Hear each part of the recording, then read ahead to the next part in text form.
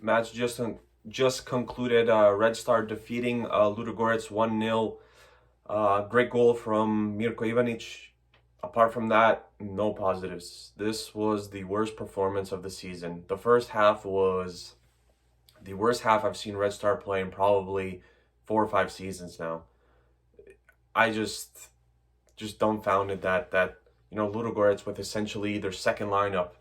Um, they come to Belgrade and they give us a really tough time. Um, in terms of passing, in terms of everything that you could possibly think of, it was an awful match. Just happy to get away with the 3 points.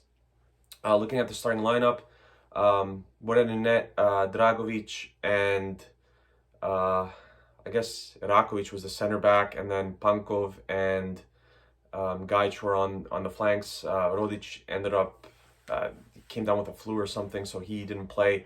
And in the midfield again, I said Stankovic has surprised us time and time with putting Crnic in there, and he put Crnic in there once again. It's not even a surprise at this point. Crnic and Petrovic in that defensive midfield role, and then he moved up Kanga to the number 10, as I suggested yesterday that he might actually do, just to give us a little bit more firepower going forward. So it's Kanga, Kataj, Ivanić, and Pavkov. So Ben didn't start, which I thought he was going to be a shoo-in to start, just because I said there were no other options apart if he was going to move Kanga up to the number 10. But yeah, it was just the first half. I don't know, literally 4 or 5 seasons since we played that bad in the first half. Awful. The passing was dreadful. Feels like we couldn't connect 2 passes in a row.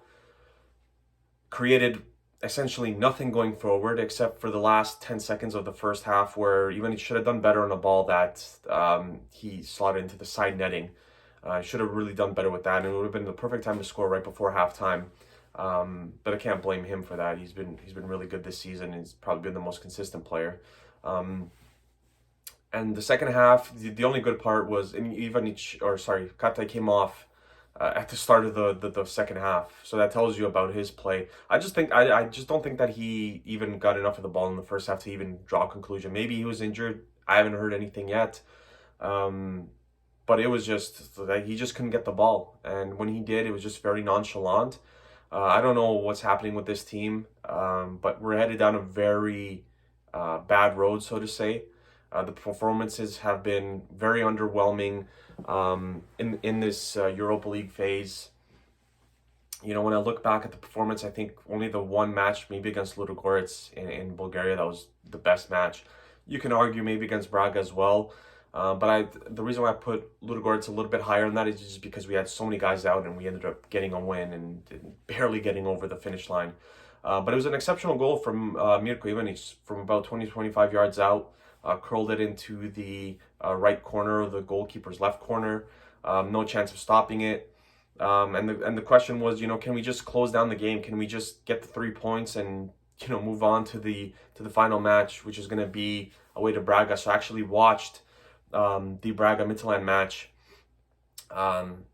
It was 2-1 when I started watching for Midtjylland, and Galeno scored an exceptional goal. It's very similar to Ivanic's goal from the left side into the goalkeeper's right hand corner or the goalkeeper's left hand corner and crossbar and in, and it was probably even better than Ivanic's. It's always better when it hits the crossbar and goes in. And then Braga just committed a very stupid penalty in the 90th minute. The ball's going out, and one of the center backs clipped the I think it was Isaacson. Again, Isaacson's one of the best players in Midtjylland. For Midtjylland, and Evander had scored the goal very calm from the spot. Just a very stupid penalty to give up.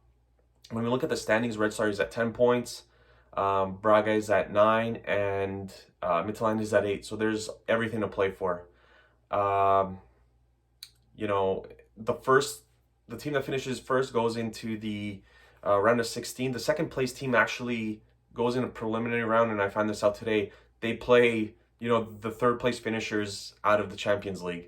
And right now it's very tough. You don't want to finish in second. Looking at it right now, the only third place team from Champions League that you'd even want to play is probably Sheriff, and Red Star has lost to Sheriff this season. They got knocked out by Sheriff, I should say. And the other team is maybe Zenit, and Zenit's really good. Like, they're the class of the Russian league. So those are the only two teams so far. There's still one more match day, so things can change. So far, that's the only team those are the only two teams that you wouldn't want to play Sevilla. You wouldn't want to play some of these other teams. I think Red Bull Salzburg is third as well. Leipzig is third. But yeah, very, very bad performance from Red Star. Get back to their match. There's just missed time balls in the center backs. Like Irakovic had 2 or 3 of those. The passing again was just really, really bad. And you know what? If Ludogorets ended up drawing this match 1-1, I don't think it would have been. I'd sit here and say it's a fair result because I can't even say that we deserved the 3 points. Just very, very below average in the first half, like awful in the first half. Second half, it was just a little bit better because we scored the goal. That's about it. The play and everything else was awful. I don't really know. Njegos Petrovic, I didn't think played that well.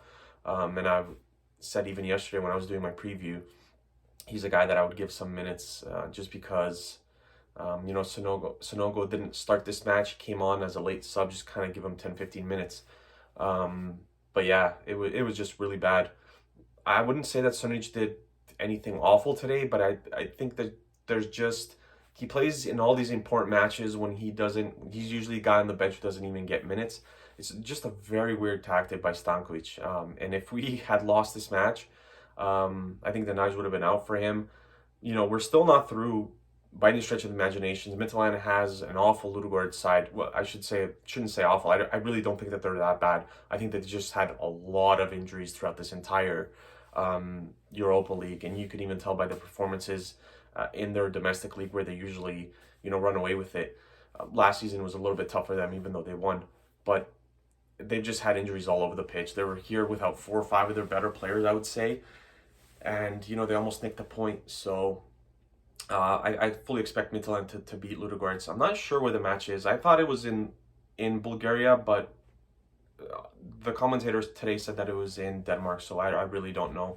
Don't hold me to it, and I didn't look up before I did this vlog. But yeah, there's a lot to play for in the final match day. Third place obviously goes to Conference League. Second place goes to a preliminary round where they play, a team that finished third in Champions League, and the number 1 team that finishes first goes on to the Europa League round of 16. So yeah, not a great performance today. I'm, I guess, happy for the 3 points, just because we're top of the group, but there's still so much to play for.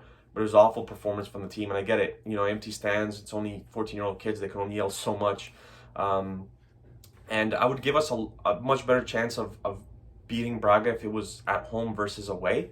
But yeah, if we can nick a point there, depending on obviously what happens with Midtjylland, we could finish first or second, and I think that's the goal right now. Third league, Conference League, worst case scenario right now for Red Star.